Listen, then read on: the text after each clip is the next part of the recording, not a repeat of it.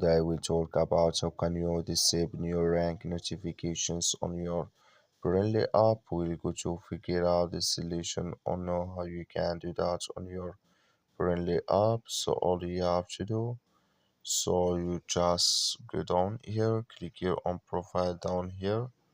We just click here on profile. It's going to take you to this list here. So then all you have to do, so you just click here on settings, you click on it here.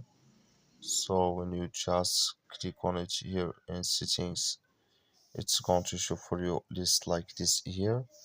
So then you click here on notifications, click on it, come to next step here. Then all you have to do, just go down, come here to your rank, click in this sign of this color.